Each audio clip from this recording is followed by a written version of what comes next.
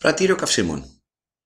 Ας δούμε την προσαρμογή του πανελλαδικού αυτού, του θέματος των πανελλαδικών εξετάσεων στο περιβάλλον Scratch. Ο ιδιοκτήτης ενός πρατήριου καυσίμων ζητά τη δημιουργία ενός αυτοματοποιημένου συστήματος διαχείρισης παράδοσης παραλαβής καυσίμων με τις παρακάτω λειτουργικές απαιτήσεις. 1. Όταν το πρατήριο καυσίμων αρχίσει να λειτουργεί, ο χρήστης του προγράμματος δηλώνει την αρχική ποσότητα καυσίμου που βρίσκεται στη δεξαμενή της αντιλίας. 2. Πατώντας ο χρήστης ένα από τα δύο κουμπιά, νεοεπιβατηγό ή νεοεπιβιτιοφόρο, ενημερώνει το πρατήριο για το είδος του οχήματος που έρχεται.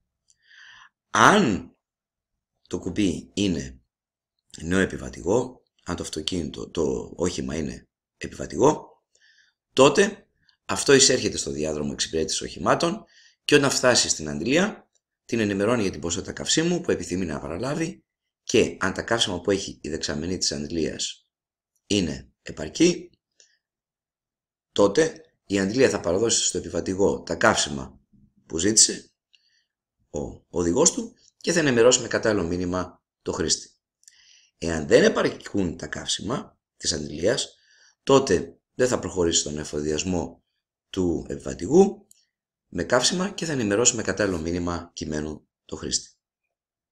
Εάν τώρα πατήσουμε το κουμπί νεοβιτιοφόρο και δημιουργηθεί βιτιοφόρο στην προσομοίωσή μας, τότε αυτό εισέρχεται στο διάδρομο όπως και το επιβατηγό και όταν φτάσει στην αντιλία ανεφοδιάζει τη δεξαμενή της με τόσο καύσιμο όσο χρειάζεται προκειμένου η διαθέσιμη ποσότητα καυσίμου στη δεξαμενή να γίνει 1000 λίτρα. Στη συνέχεια το όχημα αποχωρεί από το πρατήριο και ο διάδρομος απελευθερώνεται για να έρθει το επόμενο όχημα. Η λειτουργία του πρατηρίου σταματά είτε εάν η ποσότητα καυσίμου στη δεξαμενή μηδενιστεί, τελειώσουν δηλαδή τα καύσιμα της αντιλίας μας, είτε εάν δεν εξυπηρετηθούν 3 επιβατηγά που προσήλθαν στη σειρά. Αν δεν εξυπηρετηθούν λοιπόν στη σειρά 3 επιβατηγά που ζήτησαν, που έρχονται και ζητάνε καύσιμο. Για να δούμε λοιπόν την υλοποίηση. Εδώ έχουμε και μια σημείωση. Το πρόγραμμα να μην επιτρέπει την εισαγωγή οχήματος στο διάδρομο εάν σε αυτόν βρίσκεται άλλο όχημα. Για να δούμε λοιπόν την προσαρμογή του πανελλαδικού θέματος. Εδώ έχουμε το αντικείμενο του πρατηρίου με την δεξαμενή καυσίμων, την αντιλία και τη γραμμή εισόδου ας πούμε του πρατηρίου. Εδώ έχουμε την έξοδο του πρατηρίου, έχουμε 3 μεταβλητές, την ποσότητα καυσίμου του πρατηρίου που ανήκει, είναι τοπική μεταβλητή στο αντικείμενο πρατήριο, σε αυτό εδώ το αντικείμενο.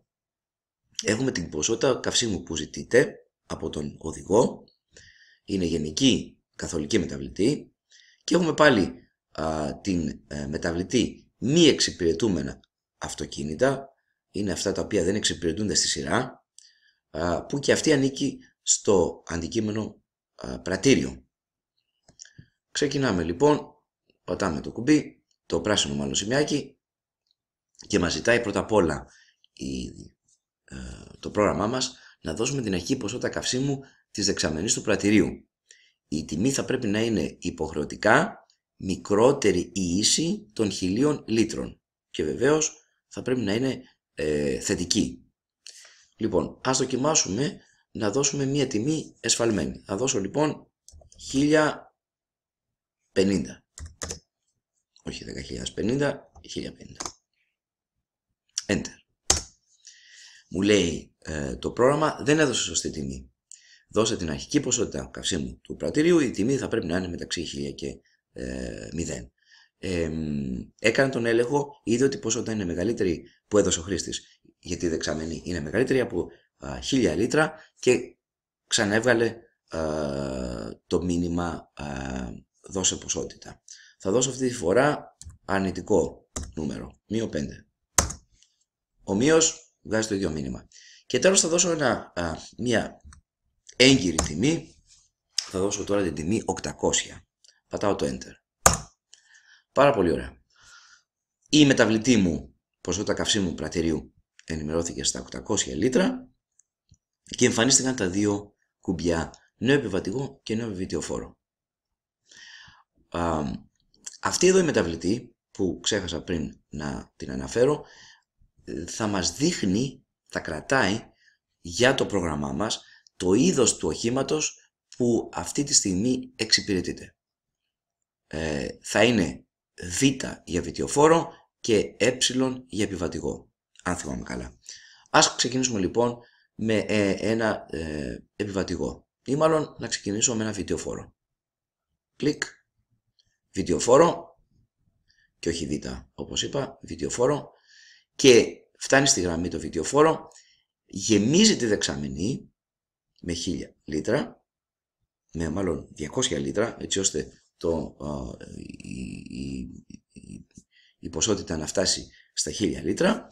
Εάν τώρα ξαναπατήσω βιτιοφόρο, για να δούμε τι θα γίνει.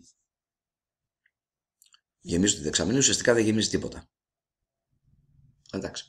Τώρα, εάν πατήσω το βιτιοφόρο και την ώρα που υπάρχει το βιτιοφόρο, ξαναπατήσω το βιτιοφόρο, μου λέει ότι υπάρχει άλλο όχημα στο πρατήριο. Δεν με αφήνει να δημιουργήσω καινούριο βιτιοφόρο ή καινούριο επιβατικό. Ας ξεκινήσουμε λοιπόν, ας συνεχίσουμε μάλλον τώρα με την δημιουργία ενός επιβατικού. Πολύ ωραία. Και ας ξαναδοκιμάσω να κάνω κλικ. Μου λέει υπάρχει άλλο όχημα στο πρατήριο. Ο οδηγός του επιβατικού θα πρέπει να προσδιορίσει πόσα καύσιμα θέλουμε. Ας ορίσουμε λοιπόν εδώ ότι θέλουμε 200 καύσιμα. Θα πρέπει λοιπόν εδώ μετά την εξυπηρέτηση, αφού γεμίσει το πρατήριο με 200 λίτρα το αυτοκίνητο, θα πρέπει η ποσότητα της δεξαμενής μας να γίνει 1000 μείον 200, 800, και εδώ θα πρέπει να αναφέρονται, να εμφανιστεί η ποσότητα που ζήτησε ο οδηγός, τα 200 λίτρα. Προσέξτε ότι εδώ τα μη εξυπηρετούμενα αυτοκίνητα είναι 0. Δίνω λοιπόν 200, μου λέει πάρα πολύ ωραία, 800 τα καύσιμα της δεξαμενής μετά την εξυπηρέτηση του οχήματος και η ποσότητα που ζήτησε είναι 200. Ας δώσω άλλο ένα. Αυτή τη φορά θα ζητήσω 100. 100 έγιναν τα λίτρα της δεξαμενής 700, και τώρα θα δοκιμάσω να φέρω ένα πολύ μεγάλο αυτοκίνητο, ένα Jeep. Βέβαια δεν αλλάζει εδώ η μορφή του, θα μπορούσαμε όμως τη μορφή του να ζητήσουμε από τα παιδιά, εάν ζητήσει ο οδηγός μεγάλη ποσότητα καυσίμων, ξέρω παραπάνω από 500 λίτρα, να μας αλλάζει τη μορφή του επιβατικού αυτοκινήτου, του σκαραβαίου, και να την κάνει ένα μεγάλο Jeep. Λοιπόν, εδώ λοιπόν τώρα θα ζητήσω να ξαναβάλω, ας πούμε, να βάλω 500 για να πάμε στο υπόλοιπο της δεξαμενής να είναι 200, και τώρα θα ζητήσω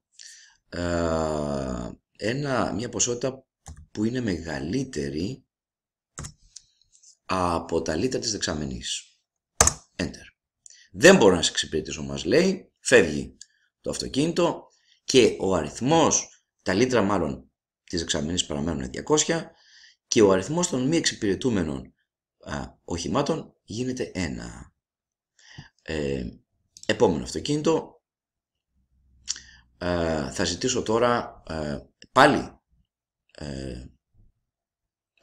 μια μεγάλη ποσότητα. Θα ζητήσω 300 λίτρα. Δεν μπορώ να σε εξυπηρετήσω.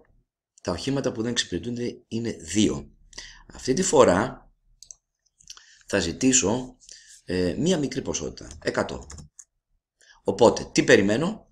Το υπόλοιπο της δεξαμενής μου να γίνει 100, να πάρω το μήνυμα σου δίνω σε εξυπηρετώ, και εδώ τι περιμένω να συμβεί?